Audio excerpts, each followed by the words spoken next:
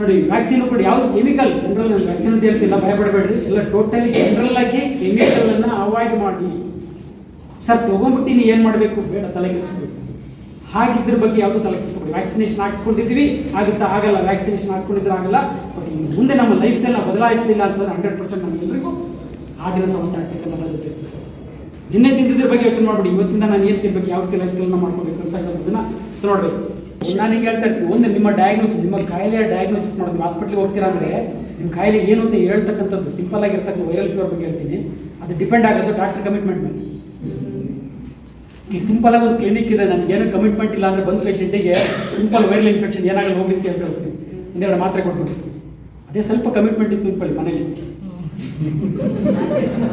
ಯಾಕೋ ಜ್ವರ ಜಾಸ್ತಿ ಇದೆ, ಸ್ವಲ್ಪ ಟೆಸ್ಟ್ ಮಾಡಿಸಿ ಅಂತ ಅಂದ್ಬಿಟ್ಟು ಎಲ್ಲ ಟೆಸ್ಟ್ ಮಾಡಿಸಿದ್ದೀನಿ. ಯಾಕಂದ್ರೆ ಲ್ಯಾಬಿಂದ ದುಡ್ಡು ತಂದು ಕೊಡ್ತಾರೆ ಸರ್.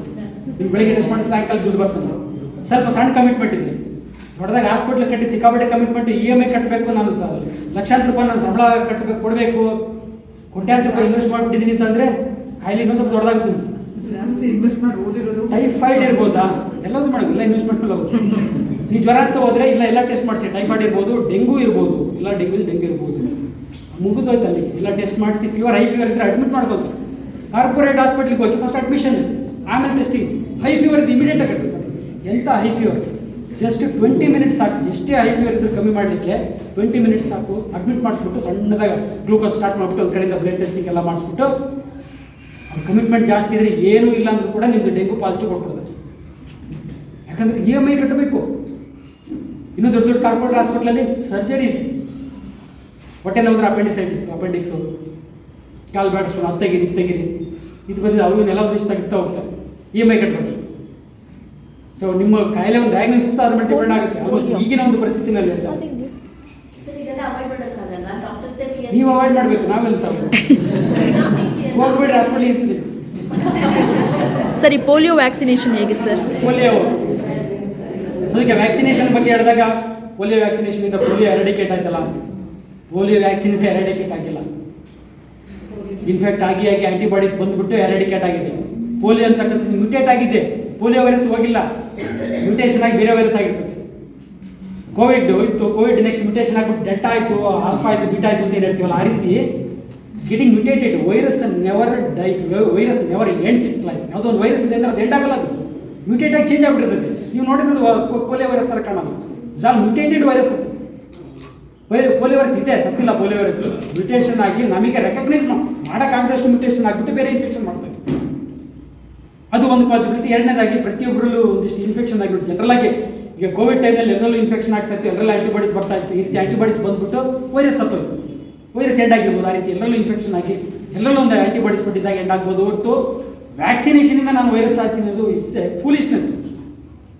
ಸೊ ಎಕ್ಸ್ಟರ್ನಲ್ ಟಾಕ್ಸಿನ್ಸ್ ಅಂತ ಹೇಳ್ತೀವಿ. ಈಗ ನಾವೇನು ಕೆಮಿಕಲ್ಸ್ ಅಂತ, ಮೆಡಿಸಿನ್ಸ್ ಅಂತ ಬಂತು, ಪ್ರಿಸರ್ವೇಟಿವ್ಸ್ ಅಂತ ಬಂತು, they are not the need of our cell. Cell ಯಾವತ್ತು ಪ್ಯಾರಾಸ್ಟಮಾಲ್ ಟ್ಯಾಬ್ಲೆಟ್ ಕೇಳಲ್ಲ, ಸೆಲ್ ಯಾವತ್ತು ಪ್ರಿಸರ್ವೇಟಿವ್ನ ಕೇಳೋದು. ಅದು ಕೇಳೋದು ನ್ಯೂಟ್ರಿಯೆಂಟ್ಸು. ನ್ಯೂಟ್ರಿಯೆಂಟ್ಸ್ ಅಂತ ಅಂದರೆ ಕಾರ್ಬೋಹೈಡ್ರೇಟ್, ಪ್ರೋಟೀನ್, ಫ್ಯಾಟ್, ವಿಟಮಿನ್ಸ್ ಮತ್ತು ಮಿನರಲ್ಸ್ ಅಷ್ಟೇ. ಅದು ಬಿಟ್ಟು ಏನು ಕೊಟ್ಟರು ವಿಷಯನೇ body. They are called external. ಹೊರಗಿಂದ ನಾವು ತೊಗೊಳ್ತಾ ಇರ್ತಕ್ಕಂಥ ವಿಷ ನಮ್ಮ ಒಳಗಡೆನೇ ಉತ್ಪತ್ತಿ ಆಗ್ತಕ್ಕಂಥ ವಿಷಯ. ಎರಡು ಥರ ವಿಷ ನಮ್ಮ ಹಾರ್ಟ್ ಅಟ್ಯಾಕ್ಗೆ ಕಾರಣ ಆಗುತ್ತೆ. ಫುಡ್ ಒಳಗೆ ಉತ್ಪತ್ತಿ ಆಗ್ತಕ್ಕಂಥ ವಿಷನ ಉತ್ಪತ್ತಿ ಮಾಡಿದರೆ ನಾವು ಹೊರಗಡೆಯಿಂದ ತೊಗೊಳ್ತಕ್ಕಂಥ ಟಾಕ್ಸಿನ್ಸ್. ಇದು ನೀಡಲ್ಲ, ಯಾವುದೇ ಕಾರಣಕ್ಕೂ ನಮಗೆ ಹೇಗೆ ಬೇಕಾಗಲಿ. It's a foreign body. It's a foreign body. ನೋಡಿ, ನಮಗೆ ಅವಶ್ಯಕತೆ ಇಲ್ಲದೆ ಇರೋದನ್ನು ದೇಹ ಸ್ಟೋರ್ ಮಾಡಲ್ಲ. ಪ್ಯಾರಾಸ್ಟಮಾಲ್ ನಮ್ಮ ದೇಹದಲ್ಲಿ ಸ್ಟೋರ್ ಆಗಿರಲ್ಲ. ನೀವು ಕಾರ್ಬೋಹೈಡ್ರೇಟ್ ತಿಂದ್ರಿ, ಅದು ಸ್ಟೋರ್ ಆಯಿತು, ಫ್ಯಾಟಾಗಿ ಸ್ಟೋರ್ ಆಗಿಟ್ಟಿರ್ತೀವಿ, ನಾಳೆ ಬೇಕಾಗ್ಬೋದು ಅಂತೇಳಿ. ನೀವು ಪ್ಯಾರಾಸ್ಟಮಾಲ್ ತೊಗೊಂಡಿದ್ದು ನೆಕ್ಸ್ಟ್ ಒಂದು 3 ತಿಂಗಳು ಬಿಟ್ಟು ಜ್ವರ ಬಂದಿರುತ್ತೆ, ಸ್ಟೋರ್ ಮಾಡಿ ಇಡ್ತಾ ಇಲ್ಲ. ಎಷ್ಟು ಬೇಗ ಆಗುತ್ತೋ ಅಷ್ಟು ಬೇಗ ತೆಗ್ದಾಗ. ಈಗ ಯಾವುದೇ ಮೆಡಿಸಿನ್ ತೊಗೊಳ್ಳಿ, ಬಾಡಿ ಕೆಲಸ ಮಾಡೋದೇನಂತಂದರೆ ಅದು ಮೆಟಬಲೈಸ್ ಮಾಡಿ ತೆಗೆದು ಹೊರಗಡೆ ಬಿಸಾಕಬೇಕು ಅಂತ. ಯಾಕಂದರೆ it's a foreign body. So it's not the need of cell. ಆಮೇಲೆ ಈ ಫಾರಿನ್ ಬಾಡಿಯಿಂದಲೇ this cause inflammation. Inflammation one of the cause ಅಂತ ಹೇಳಿದೆ ಹೃದಯಾಘಾತಕ್ಕೆ. ಹಾರ್ಟ್ ನಿಲ್ಲಕ್ಕೆ ಕಾರಣ ಒಂದು ಹೃದಯಾಘಾತ. ಹಾರ್ಟ್ ನಿಲ್ಲುತ್ತೆ, ಒಂದು ಬ್ಲಾಕ್ ಆಗೋದು ಅಂತಾದರೆ ಹಾರ್ಟ್ ಸಡನ್ನಾಗಿ ನಿಂತ್ಬಿಡುತ್ತೆ, ಹಾರ್ಟ್ ಫೇಲ್ಯೂರ್ ಅಂತಲ್ಲ, ಅದನ್ನು ಈ ಇನ್ಫ್ಲಮೇಷನಿಂದ ಆಗ್ಬೋದು. So these chemicals, external toxins as well as may result in heart failure. Sudden ಆಗಂಥ ಕೆಲಸ ಈ ಒಂದು ಕೆಮಿಕಲ್ಸಿಂದ ಆಗ್ಬೋದು. ಸೊ ಏನು ಮಾಡಬೇಕು, ಏನೇನು ಲಿಸ್ಟ್ ಹೇಳ್ತೀನಿ ನಾನು, ಏನೇನು ಕೆಮಿಕಲ್ಸ್ ಹೊರಗಡೆಯಿಂದ ತೊಗೊಳ್ತಕ್ಕಂಥ ಟಾಕ್ಸಿನ್ಸ್ ಅಂತ ಏನಂತ ಹೇಳಿದೆ. ಮೆಡಿಸಿನ್ಸು ಸ್ಟಾಪ್ ಮಾಡಿಬಿಡಿ. ಸರ್ ಕಾಯಿಲೆ ಇದೆಯಲ್ಲ, ಹೆಲ್ತನ್ನು ಸರಿ ಮಾಡಿ ಸ್ಟಾಪ್ ಮಾಡಿ. ಯಾವ ಕಾಯಿಲೆನೂ ಕೂಡ ಪರ್ಮನೆಂಟ್ ಅಲ್ಲ. ಶುಗರ್ ಇದೆ ನಿಮ್ಮ ಲೈಫ್ ಲಾಂಗ್ ಇಲ್ಲ, ಕ್ಯಾನ್ಸರ್ನೇ ಕ್ಯೂರ್ ಮಾಡ್ಬೋದು. ಶುಗರ್ ಯಾವ ಲೆಕ್ಕ, ಹೈಪರ್ ಟೆನ್ಷನ್ ಯಾವುದು ಪರ್ಮನೆಂಟ್ ಕಾಯಿಲೆ ಅಲ್ಲ. ಪರ್ಮನೆಂಟ್ ಆಗಿರ್ತಕ್ಕಂಥ ಕಾಯಿಲೆ, ಥೈರಾಯ್ಡ್ ಕಾಯಿಲೆ ಇಲ್ಲ, ಯಾವುದೂ ಕೂಡ ಪರ್ಮನೆಂಟ್, ಎಲ್ಲ ಕ್ಯೂರಬಲ್ ಡಿಸೀಸ್. ಏನು ಮಾಡಬೇಕಾಗಿರೋದು? ಹೆಲ್ತನ್ನು ಸರಿ ಮಾಡಬೇಕು. ನಾವೇನು ಮಾಡ್ತಿದ್ದೀವಿ? ಮೆಡಿಸಿನ್ ಕೊಟ್ಕೊಂಡು ಕಾಯಿಲೆನ ಸಾಕ್ತಾಯಿದ್ದೀವಿ. We are nurturing the disease. ನಾನು ಮೆಡಿಸಿನ್ ಕೊಟ್ಟರೆ ಕಾಯಿಲೆ ಬದುಕುತ್ತೆ, ನೀವಲ್ಲ, ಕಾಯಿಲೆ ಬದುಕುತ್ತೆ. ನಿಮ್ಮ ಕಾಯಿಲೆ ಬದುಕಿರಲಿ ಅಂತೇಳಿ ನಾನು ಮೆಡಿಸಿನ್ ಕೊಡಬೇಕು. ಡಯಾಬಿಟಿಸ್ಗೆ ನಾನು ಮಾತ್ರೆ ಕೊಟ್ಕೊಂಡು ಡಯಾಬಿಟಿಸ್ನ ನನ್ನ ಹಾಗೆ ಕಾಪಾಡುತ್ತೆ. ಬಟ್ ಹೆಲ್ತನ್ನು ಸರಿ ಮಾಡಿ 100% ಕ್ಯೂರ್ ಆಗುತ್ತೆ. ಆ್ಯಂಟಿಬಯೋಟಿಕ್ಕು ಮೋಸ್ಟ್ ಡೇಂಜರಸ್ ಡ್ರಗ್ಸ್ ಅಂದರೆ ಆ್ಯಂಟಿಬಯೋಟಿಕ್. ಆ್ಯಂಟಿ ಕ್ಯಾನ್ಸರ್ ಡ್ರಗ್ ಹಿಂಗಿದೆಯಲ್ಲ, ಕ್ಯಾನ್ಸರಿಗೆ ಕೊಡೋ ಮಾತ್ರ ಎಷ್ಟು ಪಾಯ್ಸನಸ್, ಎಷ್ಟು ವಿಷಕಾರಿ, ಡೇಂಜರಸ್ ಅಂತ ಅಷ್ಟೇ ಡೇಂಜರಸ್ ಆ್ಯಂಟಿಬಯೋಟಿಕ್ಸ್. ಬಿಕಾಸ್ ನಮ್ಮ ಹೆಲ್ತ್, ನಮ್ಮ ಇಮ್ಯುನಿಟಿ ಅಂತಕ್ಕಂಥದ್ದು, ಸೆಲ್ಯುಲರ್ ಹೆಲ್ತ್, ಸೆಲ್ ಇಮ್ಯುನಿಟಿ ಅಂತಕ್ಕಂಥದ್ದು it depends upon our gut bacteria. Normal ಆಗಿ ನಮ್ಮ ಇಂಟೆಸ್ಟೈನಲ್ಲಿ ಬ್ಯಾಕ್ಟೀರಿಯಾ ಇರ್ತಾವೆ, ಗಟ್ ಬ್ಯಾಕ್ಟೀರಿಯಾ ಇರ್ತೀವಿ. ಅದು they maintain our health, they maintain our immunity. ನಾನು ಆರೋಗ್ಯವಾಗಿದ್ದೀನಿ ಅಂತಂದರೆ ನಮ್ಮ ಗಟ್ ಬ್ಯಾಕ್ಟೀರಿಯಾ 50% ಕಾಂಟ್ರಿಬ್ಯೂಷನ್ ಮಾಡ್ತಾ ಇತ್ತು. ಒಂದು ನ್ಯೂಟ್ರಿಷನ್ ಅಂದರೆ ಎಣ್ಣೆದಾಗ ಗಟ್ ಬ್ಯಾಕ್ಟೀರಿಯಾ. ಆ್ಯಂಟಿಬಯೋಟಿಕ್ ಕೊಟ್ಟಾಗ ಈ ಗಟ್ ಬ್ಯಾಕ್ಟೀರಿಯಾ ಸತ್ತೋಗ್ತವೆ. ವೈರಲ್ ಇನ್ಫೆಕ್ಷನ್ ಅಂತ ಹೇಳೋದು ಆ್ಯಂಟಿಬಯೋಟಿಕ್ ನೋಡಿ. ವೈರಲ್ ಇನ್ಫೆಕ್ಷನ್ ಆ್ಯಂಟಿಬಯೋಟಿಕ್ ಕೆಲಸನೇ ಮಾಡಲ್ಲ. ನಿಮಗೆ ಇನ್ನೊಂದಿಷ್ಟು ಇನ್ಫೆಕ್ಷನ್ ಜಾಸ್ತಿ ಮಾಡೋದು ಹಾಕ್ತೀನಿ ನಾನು, ಮತ್ತೆ ಇನ್ನೊಂದು 3 ತಿಂಗಳು ಮತ್ತೊಂದು 15 ದಿವಸಕ್ಕೆ ಮತ್ತೊಂದು ಇನ್ಫೆಕ್ಷನ್ ಆಗುತ್ತೆ ನಿಮಗೆ ಆ್ಯಂಟಿಬಯೋಟಿಕ್ ಕೊಟ್ಟು. As much as possible try to avoid this antibiotics. ಯಾಕಂದರೆ ಒಂದು ಗಟ್ ಬ್ಯಾಕ್ಟೀರಿಯಾನ ಡ್ಯಾಮೇಜ್ ಮಾಡುತ್ತೆ. ಎರಡನೇದಾಗಿ ಇನ್ನೊಂದು ಏನು ಮಾಡುತ್ತೆ, ಆ್ಯಂಟಿಬಯೋಟಿಕ್ ಕಿಲ್ಸ್ ಬ್ಯಾಕ್ಟೀರಿಯಾ. ಬ್ಯಾಕ್ಟೀರಿಯಾ ಸತ್ತಾಗ ಏನಾಗುತ್ತೆ, ಬ್ಯಾಕ್ಟೀರಿಯಾದಲ್ಲಿ ರಿಲೀಸ್ ಆಗ್ತಕ್ಕಂಥದ್ದು ಒಂದು ಲೈಪೋಪಾಲಿಸ್ಯಾಕ್ರೈಡ್ ಅಂತ ಒಂದು ಅಂಶ ಕೋಟಿಂಗಲ್ಲಿ, ಬ್ಯಾಕ್ಟೀರಿಯಲ್ ಕೋಟಿಂಗಲ್ಲಿ ಇರ್ತಕ್ಕಂಥ ಲೈಪೋಪಾಲಿಸ್ಯಾಕ್ರೈಡ್ ರಿಲೀಸ್ ಆಗಿಬಿಟ್ಟು that damages the endothelial cells. ಮತ್ತು ಗೇರ್ ಅಲ್ಲಿಗೆ ಬಂದಿದೆ. ನೀವು ತೊಗೊಂಡಿದ್ದು ಆ್ಯಂಟಿಬಯೋಟಿಕ್, ಬ್ಯಾಕ್ಟೀರಿಯಾ ಸತ್ತೋಯ್ತು, ಸತ್ತ ಮೇಲೆ ಮತ್ತೆ ಅದ್ರದ್ದು ಏನೋ ಹಾಳಾದ್ಮೇಲೆ ಅದಕ್ಕೆ ಬೈ ಪ್ರಾಡಕ್ಟ್ ಇರ್ತಲ್ಲ, ಸತ್ತಂಥ ಬ್ಯಾಕ್ಟೀರಿಯಾದ ಬೈ ಪ್ರಾಡಕ್ಟ್ ಇದೆಯಲ್ಲ, ಅದರಲ್ಲಿ ಇದೆ ಲೈಪೋಪಾಲಿಸ್ಯಾಕ್ರೈಡ್ ಇದೆ. Again that is affecting our health as well as the endothelial cells. Again one of the cause for heart attack ಇದು ಕೂಡ ಆಗಿರ್ಬೋದು. ಅನಾವಶ್ಯಕವಾಗಿ ತೊಗೊಳ್ತಕ್ಕಂಥ ರಿಪೀಟೆಡ್ ಆಗಿ ತೊಗೊಳ್ತಕ್ಕಂಥ ಆ್ಯಂಟಿಬಯೋಟಿಕ್ ತುಂಬ ಅವಶ್ಯಕತೆ ಇದೆ, ಆವಂಥ ಟೈಮಲ್ಲಿ ತೊಗೋಬೇಕಷ್ಟೇ. ಲೈಪೋಪಾಲಿಸ್ಯಾಕ್ರೈಡ್ ರಿಲೀಸ್ ಆಗಿ ಕೋವಿಶೀಲ್ಡ್ ಬಗ್ಗೆ ನೀವು ಹೇಳಿದ್ರಿ, ಈಗೀಗ ಹೇಳ್ತಿದ್ರೆ ಹಾರ್ಟ್ ಅಟ್ಯಾಕ್ ಆಗುತ್ತೆ. ನಾನು ಹೇಳಿದಲ್ಲ, ಅವತ್ತಿಗೆ ಸೇಫು, ಅವತ್ತು ಸಾಯಲ್ಲ ನೀವು, ನಾಳೆ ನಾಡೋದು ಗ್ಯಾರಂಟಿ ಇಲ್ಲ ಅಂತಲೇ ಇತ್ತು. So are we not suppose to take medicines? Allopathy ಆಗಲಿ, ಆಯುರ್ವೇದ ಆಗಲಿ, ಹೋಮಿಯೋಪತಿ ಆಗಲಿ, ನಾವು ಮೆಡಿಸಿನ್ ತೊಗೋಬೇಕೋ ಬೇಡವೋ? ಇಷ್ಟೋ ತನಕ ಪಾಯ್ಸನ್ ಅಂತ ಹೇಳ್ಬಿಟ್ರೆ ಏನು ಮಾಡಬೇಕು? ಪಾಯ್ಸನ್ ಅಲ್ಲ, ದಟ್ ದಿ ಗ್ರೇಟ್ ಇನ್ವೆನ್ಷನ್ಸ್. ತುಂಬ ದಿ ಬೆಸ್ಟ್. ಅದಕ್ಕೆ ಅಮೃತ ಇದ್ದ ಹಾಕೋದು ನಾವು ವಿಷಯ ಮಾಡ್ಕೊತಿದ್ದೀವಿ. ಅನವಶ್ಯಕವಾಗಿ ಯೂಸ್ ಆದ್ರೆ ವಿಷಯ ಆಗುತ್ತದೆ. ನೀವು ಆ್ಯಂಟಿಬಯೋಟಿಕ್ ತುಂಬ ಇನ್ಫೆಕ್ಷನ್ ಇದೆ, ಕಲ್ಚರ್ ಮಾಡಿಸಿದಾಗ ಬ್ಯಾಕ್ಟೀರಿಯಾ ಬಂದಿದೆ, ಅದರಲ್ಲಿ ಆ್ಯಂಟಿಬಯೋಟಿಕ್ ತೊಗೊಳ್ಳೇಬೇಕು ಅಂಥ ಟೈಮಲ್ಲಿ ತೊಗೊಂಡ್ರೆ ಏನು ತೊಂದರೆ ಇಲ್ಲ. ಯಾಕಂದರೆ ಅದು ಅವಾಗ ನಿಮ್ಮನ್ನು ಕಾಪಾಡ್ತಾ ಇದೆ. ರಿಪೀಟೆಡ್ ಆಗಿ ನೆಗಡಿ ಆದರೂ, ಕೆಮ್ಮು ಬಂದು, ಜ್ವರ ಬಂದು ತೊಗೊಂಡೋಗಿ ಆ್ಯಂಟಿಬಯೋಟಿಕ್ ತೊಗೊಳ್ತೀವಿ. ಪೇನ್ ಕಿಲ್ಲರ್ಸ್ ಅನವಶ್ಯ, ಮೈಲ್ಡ್ ಆಗಿದ್ರೆ ಸಾಕು ಮಾತ್ರ ತೊಗೊಳ್ತಕ್ಕಂಥದ್ದು. ನೆಗಡೆ, ಕೆಮ್ಮು, ಜ್ವರ ಇವೆಲ್ಲ ಸೆಲ್ಫ್ ಇಮ್ಯುನಿಟಿ ಬಾಡಿ. ನೋಡಿ, ಕೆಮ್ಮಲಿಲ್ಲ ಅಂದರೆ ಕೆಮ್ಮು ಬರೋದು ಏನು ಕೇಳಿ, ಫಾರಿನ್ ಬಾಡಿಲಿದೆ, ಅದು ಹೊರಗೆ ಹಾಕ್ಬೇಕಂತ ಕೆಮ್ತೀವಿ ನಾವು. ಅಂದರೆ ದೇಹದಲ್ಲಿರ್ತಕ್ಕಂಥ ವೈರಸ್ನ ಹೊರಗಡೆ ಬಿಸಾಕ್ತಿರ್ತದೆ ಬಾಡಿನೇ. ನಮಗೆ ಜ್ವರ ಬರುತ್ತೆ, ಜ್ವರ ಯಾಕೆ ಬರುತ್ತೆ ಅಂತಂದರೆ ಟೆಂಪ್ರೇಚರ್, ಬಾಡಿ ಟೆಂಪ್ರೇಚರ್ ರೈಸ್ ಆದಾಗ ವೈರಸ್ ಮತ್ತು ಬ್ಯಾಕ್ಟೀರಿಯಾ ಮಲ್ಟಿಪ್ಲಿಕೇಶನ್ ಆಗಲ್ಲ, ಬೆಳೆಯಲ್ಲ ಅವು. ಸೆಲ್ಫ್ ಇಮ್ಯುನಿಟಿ ಅದು. ಬಟ್ ಅದನ್ನೆಲ್ಲ ಕಮ್ಮಿ ಮಾಡಬೇಕು, ಸಪ್ರೆಸ್ ಮಾಡಬೇಕು. ಜ್ವರ ಕಮ್ಮಿ ಮಾಡೋದು, ನೆಗಡೆ, ಕೆಮ್ಮು, ಶೀನು ಇದೆಲ್ಲ ಒಂದು ಸಲ ಶೀನಾಗಿಲ್ಲ ಔಷಧಿ ಹಾಕ್ಬಿಡೋದು.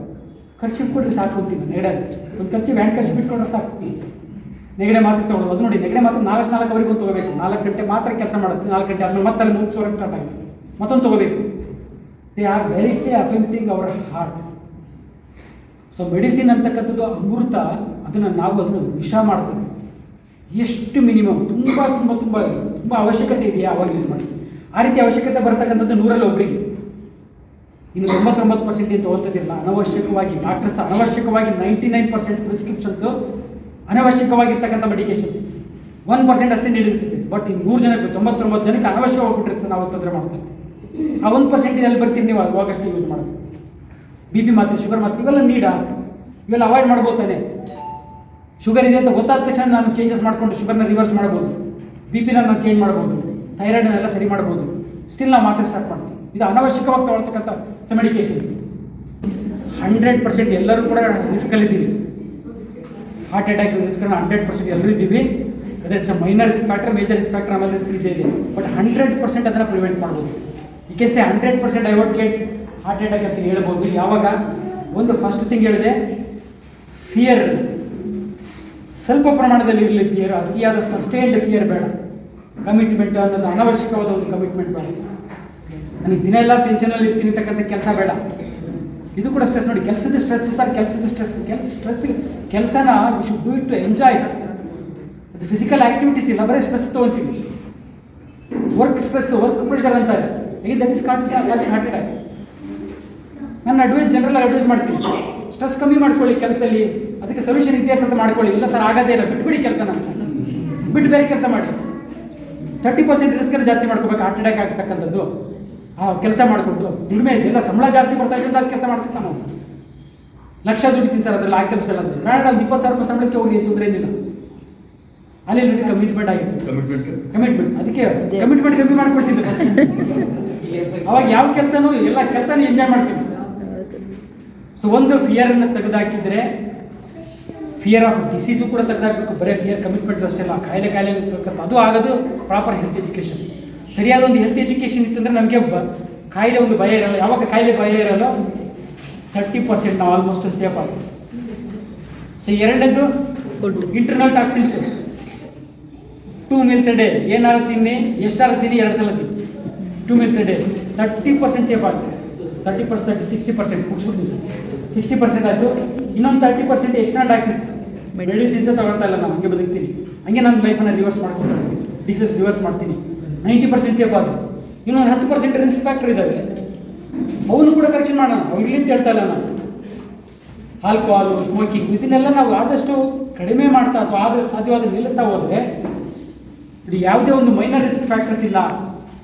ಡಯಾಬಿಟಿಸ್ ಇಲ್ಲ, ಹೈಪರ್ಟೆನ್ಷನ್ ಇಲ್ಲ, ನನಗೆ ಫ್ಯಾಟ್ ಜಾಸ್ತಿ ಇಲ್ಲ, ಕೊಲೆಸ್ಟ್ರಾಲ್ ನಾರ್ಮಲ್ ಮಾಡ್ಕೊಂಡಿದ್ದೀನಿ ನನ್ನ ಲೈಫ್ ಸ್ಟೈಲಲ್ಲಿ. ಯಾವುದೇ ಒಂದು ರಿಸ್ಕ್ ಫ್ಯಾಕ್ಟರ್ 1% ಕಾಂಟ್ರಿಬ್ಯೂಷನ್ ಕೊಡ್ತಕ್ಕಂಥ ಮೈನರ್ ರಿಸ್ಕ್ ಫ್ಯಾಕ್ಟರ್ಸ್ ನನ್ನಲ್ಲಿಲ್ಲ. ಹಾಗೆ ಮೇಜರ್ ಕಾಂಟ್ರಿಬ್ಯೂಷನ್ ಕೊಡ್ತಕ್ಕಂಥ ಮೇಜರ್ ರಿಸ್ಕ್ ಫ್ಯಾಕ್ಟರ್ಸ್ ಇಲ್ಲ. ಸೊ ಯು ಆರ್ 100% ಸೇಫ್ ಹೇಳ್ಬೋದು. ನಾನು ಹಾರ್ಟ್ ಅಟ್ಯಾಕ್ ಆಗೋದು ಸಾಯಲ್ಲ, ನಾನು ಅಷ್ಟೆಲ್ಲ ಮಾಡಿದರೆ ಬೇರೆ ಹೆಂಗೆ ಸಾಯ್ತೀನೋ ಗೊತ್ತಿಲ್ಲ, ಹಾರ್ಟ್ ಅಟ್ಯಾಕ್ ಅಂತೂ ಆಗ ಅಲ್ಲ ನಿಜ. ಬಟ್ ಅದು ಆಗಲ್ಲ, ಯಾಕಂದರೆ ಜನರಲ್ ಟೋಟಲ್ ಹೆಲ್ತನ್ನ ಸರಿ ಮಾಡ್ತಿದ್ವಿ ನಾವು.